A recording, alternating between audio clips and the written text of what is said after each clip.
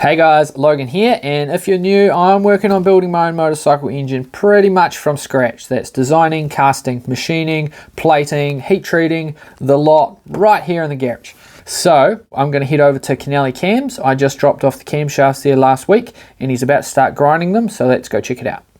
Here we are at Canelli Cams, and this is the beast of a machine that's going to grind the cams. And so it actually takes these here, which are a master essentially, which is designed and machined on a CNC, and this has all your cam duration, profile and lift, and then this machine copies it, shrinks it down into the size you want it on your camshaft, and then grinds it in there, and then that's pretty much it in short. It's a really cool machine, and I enjoyed watching and seeing how it works.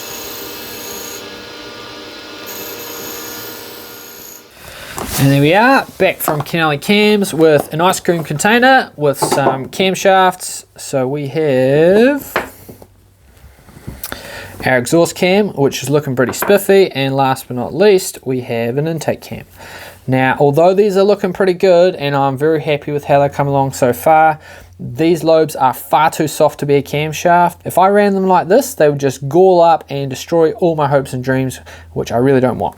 So we're going to carburize them, which is a case hardening method. Dr. Logan here. I'm going to quickly show you how our carburizing works. We start with our low carbon steel camshaft. We surround it in a carbon sauce. We heat it up really hot. That carbon there will then diffuse into the outer layer of the steel, and then when we quench it, it will turn into martensite, which is a hard outer layer, and it will retain a soft inner core. I've never done that before, and I'm not about to just have a go on something I've spent a whole bunch of time making. So I'm going to have a go at case hardening some random bits of steel and get the process down, and then once I got that sorted, we'll have a go at doing the cams. So let's go find some bits of steel and case harden them.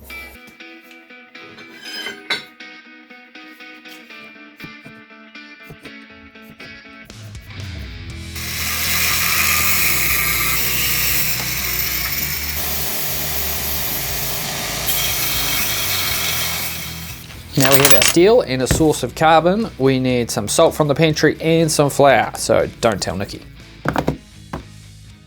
Now that we have all our ingredients, we can mix them together in the right ratios, add a little bit of water, turn it into a putty, and that's what we're going to use to encase our steel parts, and that will be the source of the carbon for the carburizing.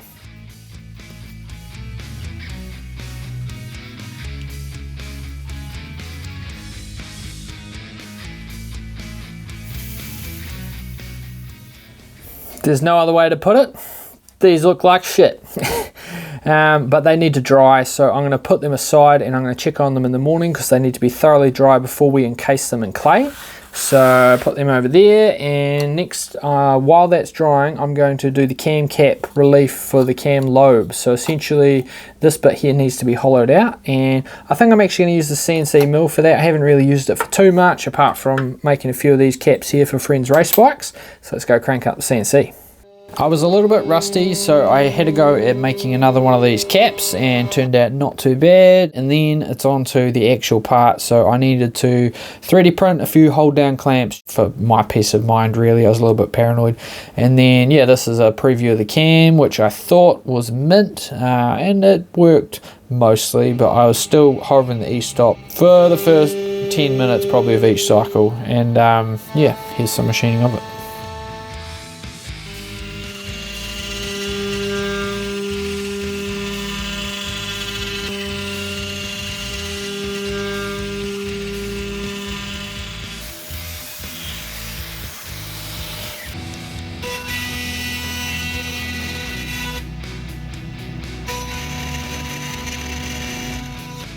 The first cap is done and dusted, and I made a few mistakes to say the least, so I had a hell of a lot of things to tidy up with a bit of elbow grease.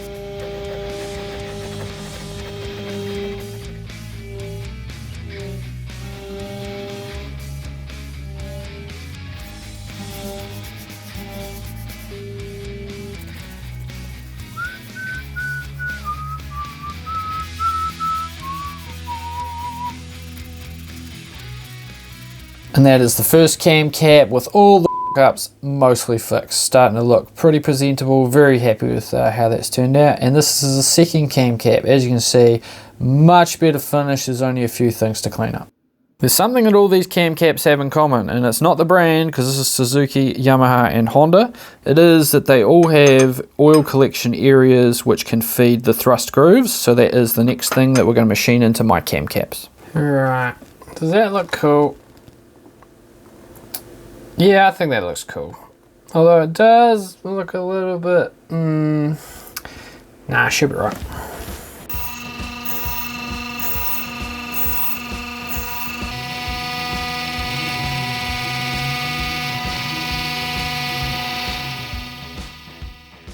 And after that, I'm going to tap the threads in the cam cap for the cam cover mounting point.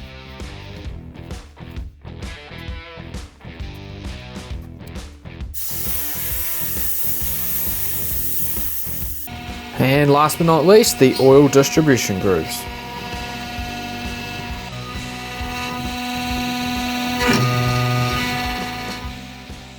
And here we are, after a couple of days of filing and sanding and machining and doing cam and sort of sorting that out. I was starting to get the hang of it. Only made one small mistake, which was this chip here, where I managed to save it with the emergency stop just in time. But very happy with how all of the little features came out, and yeah, the relief for the cam and the oil feed grooves and yeah, the thread and stuff. I'm sort of getting the hang of the CNC, which is cool. And they're both done. These are the first parts that are actually like completely done, that aren't waiting on any more operations, which is good. And now that's done, onto our crystallized coal turds, and they actually took like 3 days to dry out, which is quite a lot longer than I thought.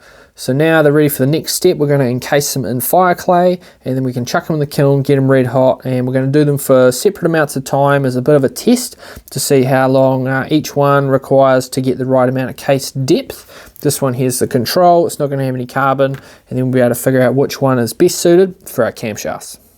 We're in the engineering bay because I've just turned 30 and immediately got back problems, which is just great. I wasn't even doing anything when I hurt myself. Well, I didn't know what I did. I just started feeling sore later on. So I really don't want to lift this because I'm pretty sure it's about 30 kg.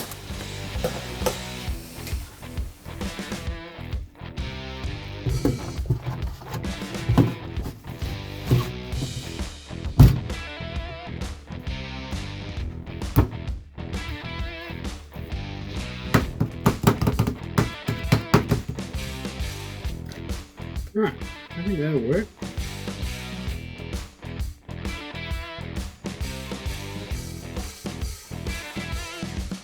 One. Now that our coal is encased in clay, this stuff needs to dry out because it will explode if I put it in the kiln like it is now. So I have a test ball here which I'm going to chuck in the kiln. And then I'm going to see if I can dry that out quickly without cracking it, maybe at like 50 degrees Celsius. And while that's happening, I'm going to carefully put the barrel in the mill and do the water jacket out machining.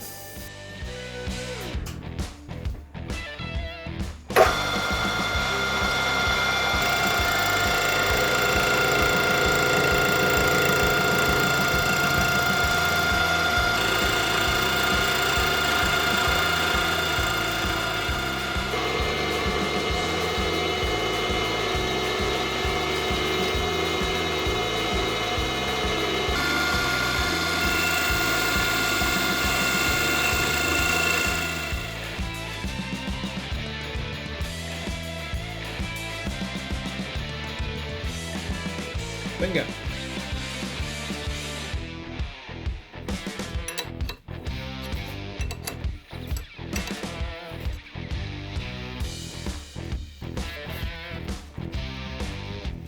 Right, it's been a couple of hours. Let's see if our ball has dried at all. Maybe. Kind of feels like it's still got a bit of moisture in it. It's not cracked though. And with that, I think I'll put them in the kiln. Hot potato, hot potato.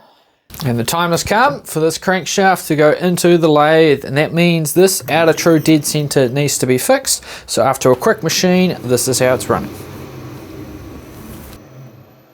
Now that the crank's spinning central in the lathe, I need a way to properly drive it. So I have a drive dog, which I made when I did the dummy crank.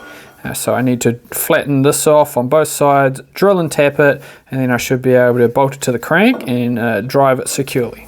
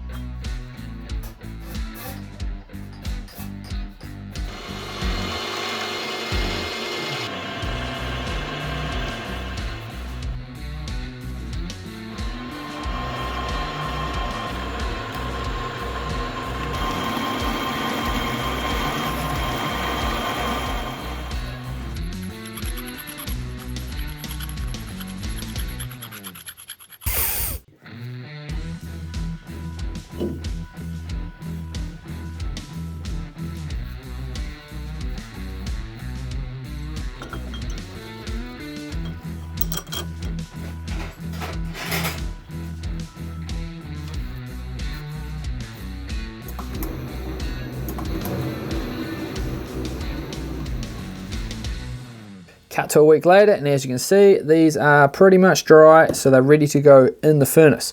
Now, I did make myself a stainless crucible to put them in there because I really don't want to make a mess and ruin the one I use for melting aluminium. And the next step is I've got to check out how flammable my waste oil is. Pretty sure there's a little bit of petrol in there because I really don't want 13-14 litres of it burning in a plastic drum. That seems like a really bad idea.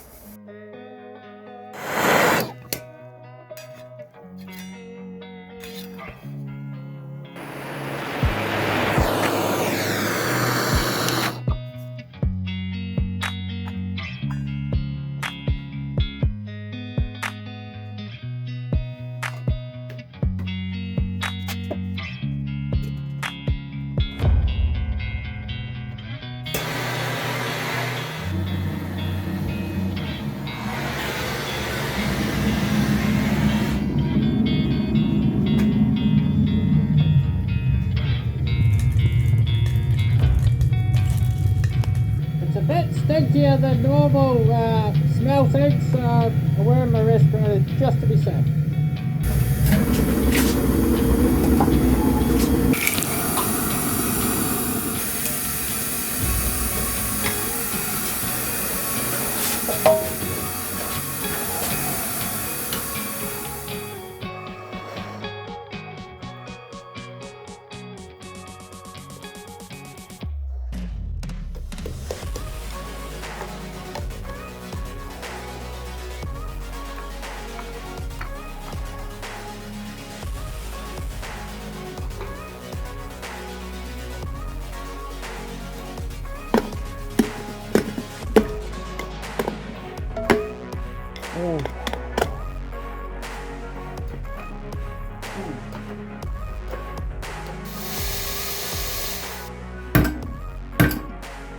It bent. So now I've just got these files here, and these are designed to test hardness. So essentially the further along we go, the higher the hardness.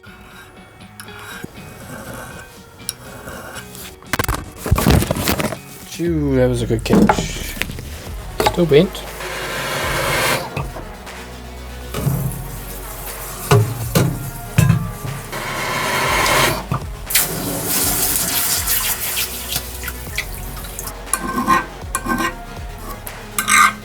No bite.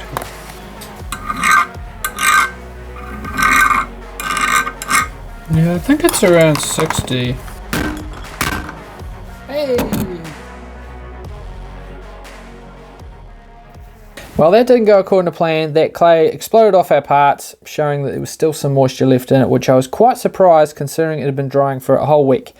Now, I thought I might as well proceed and see how it turns out, and obviously it did case harden a reasonable amount. This part was in there the longest for 30 minutes, and we actually got it to snap when hitting it with a hammer. So that is good. but also I don't really know how deep the case hardening is. And with those files, it might be around 60 Rockwell or 55, somewhere between those two. So good and bad, learned a few things. Definitely need to do a bit more research into it, and I think maybe actually using the same steel as the camshafts are made out of would have been a good idea. And I'm very happy with how the cam caps have turned out. They are 100% done, no more machining required. The barrel, all the machining's done on that as well. It is booked in for nickel silicone carbide plating in the next week or two, so then that will be 100% done as well. The crankshaft is ready for machining, so very happy with that. Again, a big thank you to Peter at Canelli Cams. If you've got a race engine that you want tuned or you want some cams ground, he is super affordable and incredibly knowledgeable. I highly recommend you checking him out. And on that note, this has been Logan from the Motorcycle Forge. I hope you enjoyed, and I'll catch you next time.